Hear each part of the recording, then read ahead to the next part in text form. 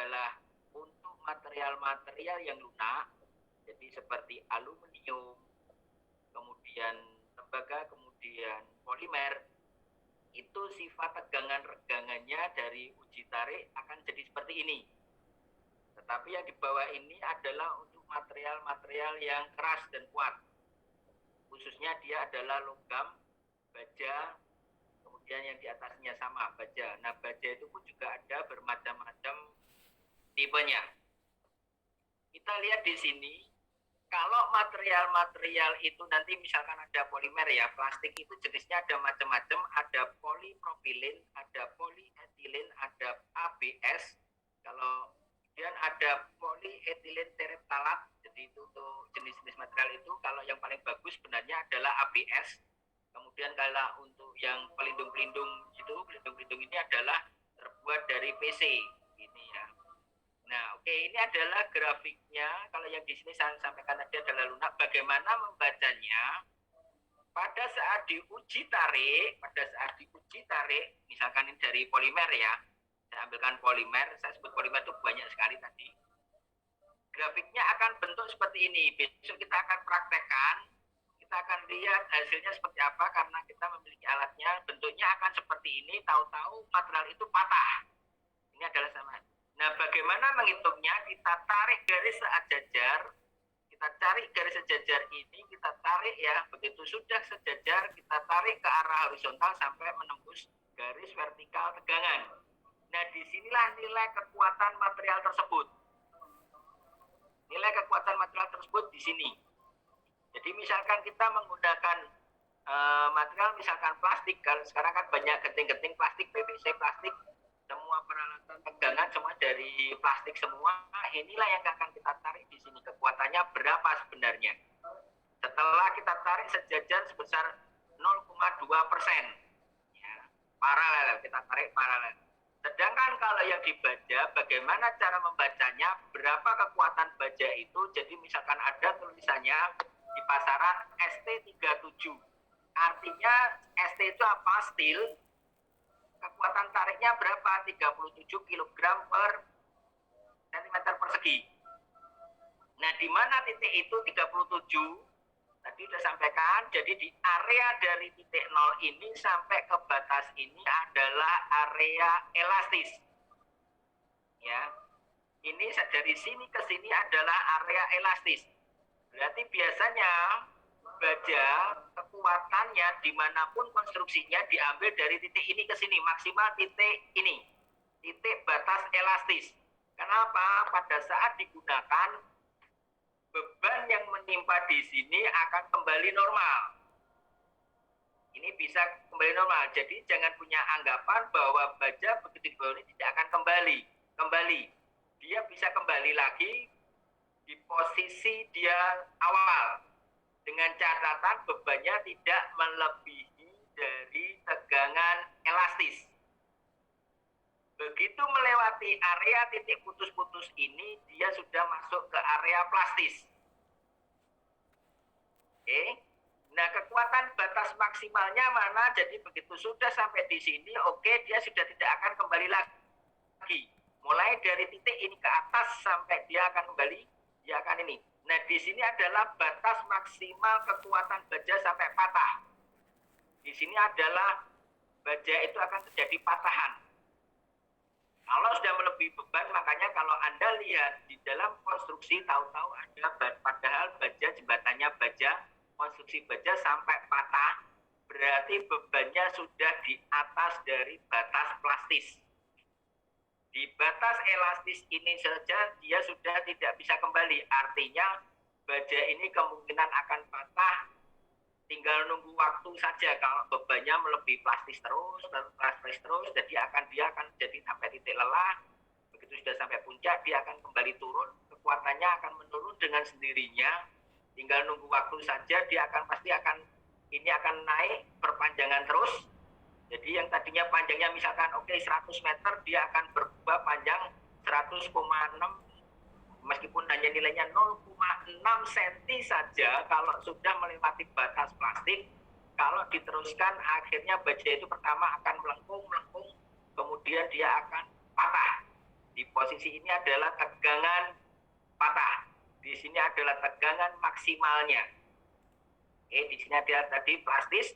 Begitu sudah plastis sampai titik maksimal, dia sudah tidak bisa menahan. Dia akan kembali lagi, nilainya akan turun, kekuatannya akan turun, terus akhirnya patah. Makanya usia baja, biasanya khususnya di jembatan, apabila beban-beban khususnya material truk, ya, alat angkat transportasi melebihi beban khususnya di jembatan, dia akan patah. Anda pernah melihat jembatan di Kalimantan Timur baru dibangun 1 tahun patah, karena apa? Bebannya sudah melebihi sebenarnya. Karena di sana mungkin kan proyeknya banyak, tahu-tahu dia patah dengan sendirinya, itu sudah melebihi beban maksimal. Jadi ini adalah tegangan maksimal yang sudah dilewati. Jadi kalau titik di sini biasanya adalah semua, baik itu semua pabrik, perusahaan, dia selalu akan menentukan kekuatannya berdasarkan nilai tegangan elastis. Ya, oke, di sini adalah kita lihat di sini.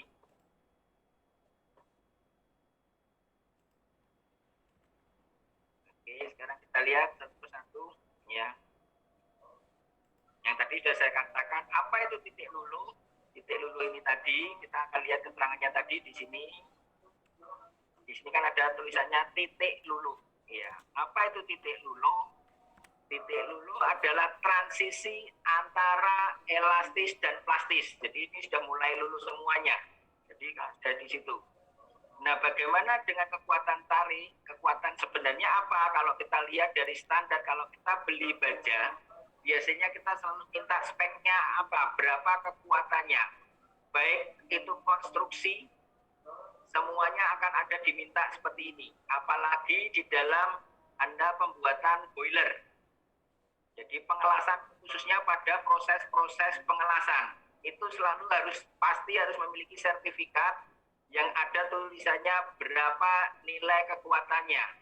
Kekuatan di sini adalah diambil dari kekuatan tarik. Ya, kekuatan tariknya berapa sampai kekuatan maksimalnya berapa. Jadi ini adalah yang dipakai, yang diambil. Jadi dari mana kita tahu bahwa nilai kekuatannya pada saat diuji tarik, misalkan kita pakainya diameter atau pakainya plat, boleh. Kita lihatnya adalah pada saat terjadi necking. Kita nanti akan lihat kalau pas kita lakukan uji tarik. Pada saat diuji tarik, ini ya, jadi kita lihat, coba saya lihatkan di material lain, uji kekuatan, oke.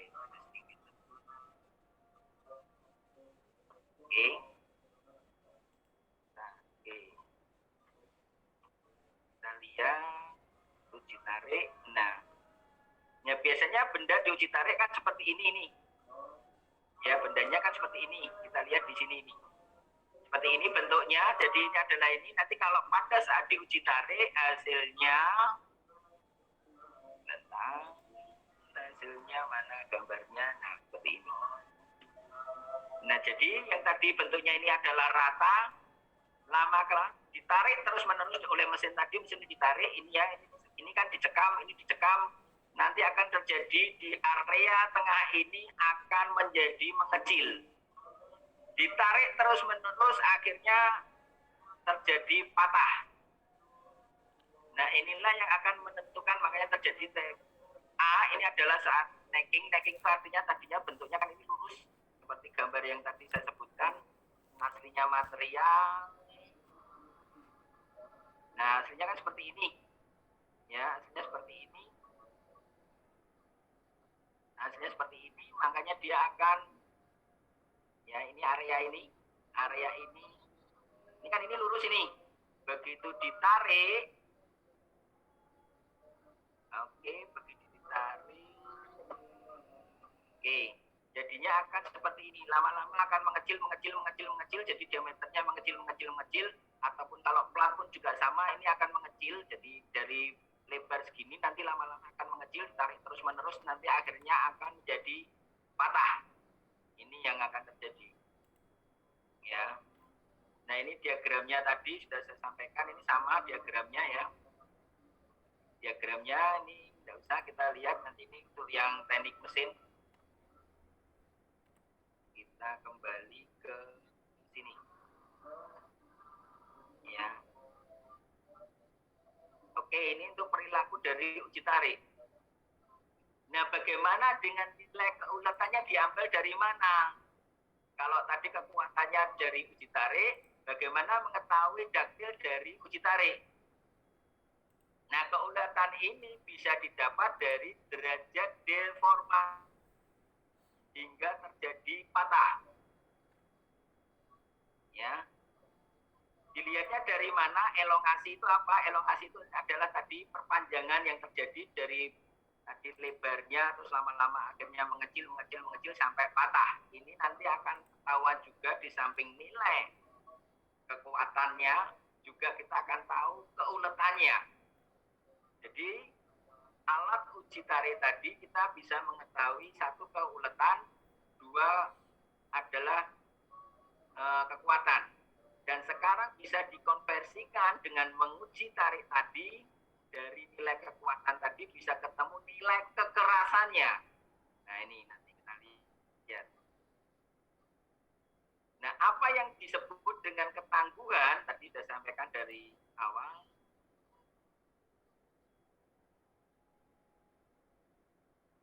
Jadi kita lihat dari sini perbedaan antara tegangan kurva dan regangan ini ya, perbedaan antara kurva tegangan regangan hasil uji tarik untuk material getas ini kita lihat dari sini ya. Kita lihat daerah ABC ini adalah ketangguhan material, jadi dia kuat, tadi sudah saya sampaikan, area ini adalah kuat tapi getas. Kemudian yang kita lihat dari A, kemudian B aksen sampai C aksen, ini adalah materialnya ulet.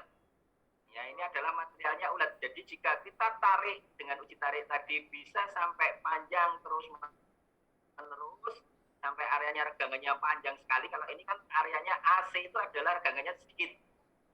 Kalau A sampai C aksen, dia adalah regangannya banyak. Makanya kalau A sampai C aksen bisa tarik baru putus, dia berarti materialnya termasuk dalam material yang ulet. Nanti kita lihat di situ. Pengaruhnya apa nanti di dalam teknik keselamatan. Nanti kita lihat di bab-bab berikutnya. Jadi ini yang kita lihat dulu, bagaimana unsur ini bisa mempengaruhi safety pada bidang keselamatan. Makanya setiap kali kita produksi suatu barang, kita yang pertama adalah utamakan bagaimana supaya konsumen selamat. Itu di situ.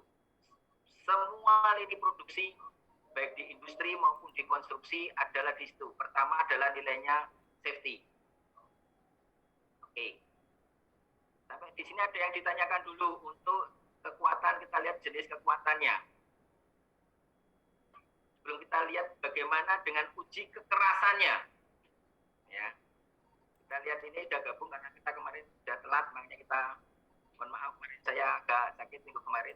Makanya kita akan habiskan dulu. Jadi mestinya kita habis di jenis-jenis material, saya jelaskan jenis-jenis material. Untuk plastis besok kita akan tambah bagaimana logam sifatnya kayak apa, polimer seperti apa, sekaligus bagaimana dengan ini, bagaimana dengan sistem pengujiannya. Kita mengetahui material itu kuat, safety dari mana, untuk keselamatan dari mana, ini kita lihat. Kekerasan itu apa? Hardness test tujuannya apa? Untuk mengetahui berapa nilai dari tembus. Jadi contoh paling utama adalah kita lihat kalau kita di kapal. Tadi di sini sudah saya sampaikan ada gambar kekuatan kapal tadi di mana tadi? Ini ya tadi ini ya. Nah, ini sampai kita lihat di sini, Anda bisa lihat. Jadi Anda bisa lihat ini kerusakannya di sini kan ya. Kerusakannya yang terjadi di sini, atau kita lihat sebentar.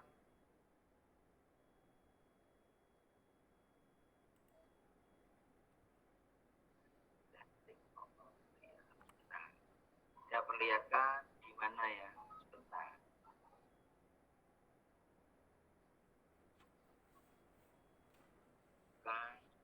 Benar-benar saya perlihatkan.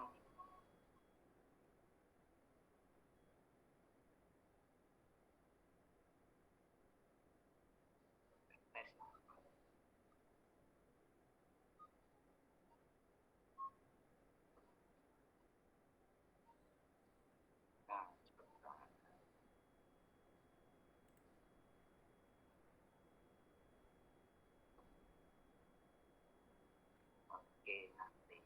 Oke, nanti besok akan saya lihatkan ya.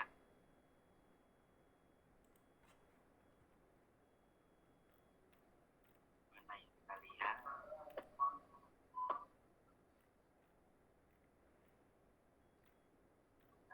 Oke, besok akan saya carikan bentuk kapal yang sampai patah. Kapal itu sampai patah karena efek dari pembebanan. Sebentar, saya lihatkan. Kekuatan.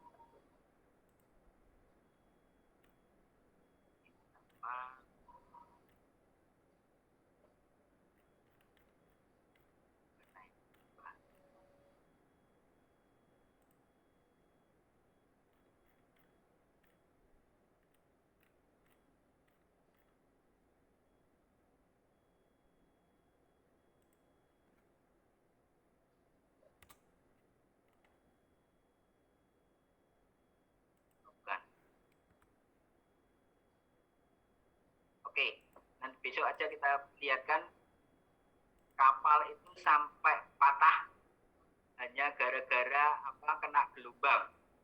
Sistem pengelasannya tidak sesuai, ada yang bocor.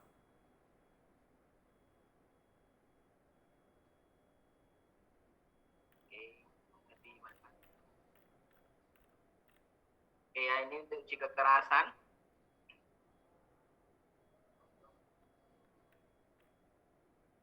Kemudian uji ini mana tadi?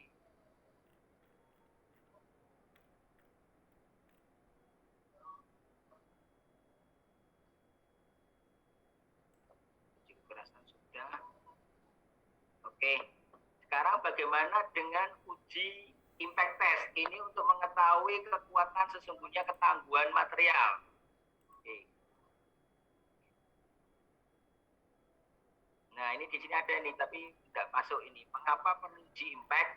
Ya, mari kita lihat tenggelamnya kapal Titanic. Ini ada hubungannya tadi yang saya cari, belum ketemu ini, filenya belum ketemu. Ini ada harusnya. Mengapa perlu uji impact? Tujuannya apa? Untuk mengetahui kekuatan bahan terhadap beban yang dikenakan secara tiba-tiba.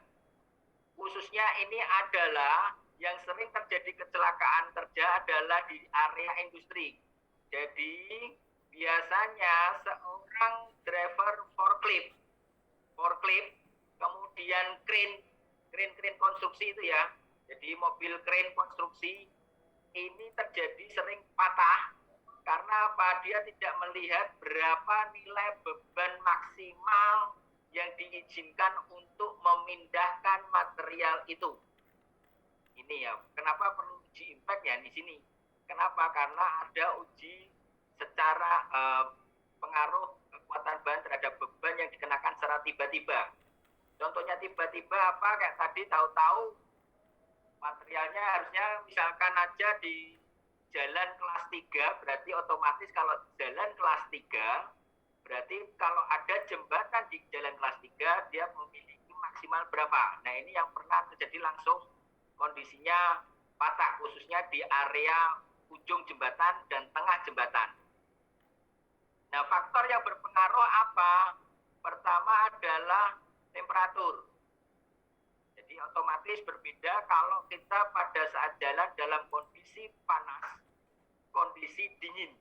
Nah, ini khususnya dingin dan panas, itu yang berimbas pada gampang sekali material itu patah. Kemudian yang kedua apa? Kecepatan yang menyebabkan terjadinya keretakan dan perubahan bentuk. Makanya pada saat di jembatan kadang ada, jangan sampai pada saat melintas jembatan itu yang diharapkan, kenapa jembatan tidak boleh berhenti, khususnya untuk alat-alat berat atau kayak truk beban yang berat. Karena apa? Ini efeknya. Kalau misalkan di situ kecepatannya tinggi saja, ini belum dia berhenti. Dengan kecepatan dia akan bergetar. Efeknya apa? Dari getaran tersebut, ini kalau ini dari sesi teknik mesin sudah dibahas sama sekali, ya. Jadi faktor utama di teknik sipil maupun mesin sama, yaitu ini kecepatan kalau di dalam konstruksi, ya. Kemudian ada takikan. Jadi kalau sampai material tersebut, ya, kalau sampai material tersebut ada cacat berupa takikan atau ketidakberaturan bentuk atau alur pada permukaan bahan ini. Nah, bagaimana mengujinya? Oke.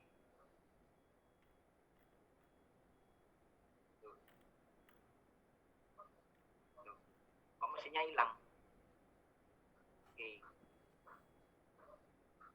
Nah, sistem pengujiannya sebenarnya ada dua. Yang pertama uji SARPI, yang kedua uji ISOT. Yang kita miliki di AMNI adalah uji SARPI. Kebetulan kita memiliki juga tentang alat uji impact. Yang kita miliki adalah uji SARPI. Ini ada, kalau Anda melihat, mungkin Pak Iwan dengan Pak Sumarwan bisa tahu, kita memiliki dua alat tadi ditarik dengan di SARPI, itu berada di gedung Wetar lantai 1. Nah, di sini. Yang uji ISOT, bedanya apa? Nanti yang kita lihat di uji itu adalah ini. Oke. Jadi mesinnya tadi mana? Oke. Nah, oke.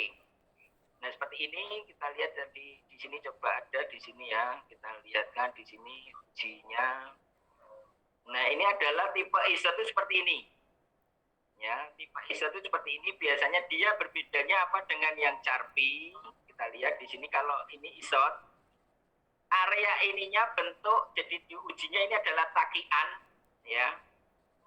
Ini adalah beban pemukulnya, bebannya sampai 300 Joule. Anda kalau 300 Joule itu berarti bebannya sangat berat. Kira-kira beban ini adalah sekitar hampir 15 kilo. Jadi ini tangkainya ini aja 15 kilo. Jadi ini nanti akan diayunkan akan menembus ini ya, diayunkan, dia akan berayun sini, dipukulkan ke sini, makanya dia adalah pukulan beban. Ini adalah di sini. Dia akan, kita lihat apakah akan patah atau hanya melengkung. Ini ya, jadi di situ. Hasilnya nanti di situ. Nah, kalau ini adalah beban SARPI. Yang kita miliki adalah ini. Kalau tadi yang ISOT itu dia cekamnya adalah ke atas, takiannya dia adalah searah dengan ini. Jadi begitu ini pukul dari sini, tak, dia akan ke sini. Ini pasti akan ada dua kemungkinan, dia hanya bengkok atau dia ini patah. Dan ini sangat riskan sekali, sangat bahaya sekali. Makanya ini kalau pas menguji ini, utamakan keselamatan. Karena apa?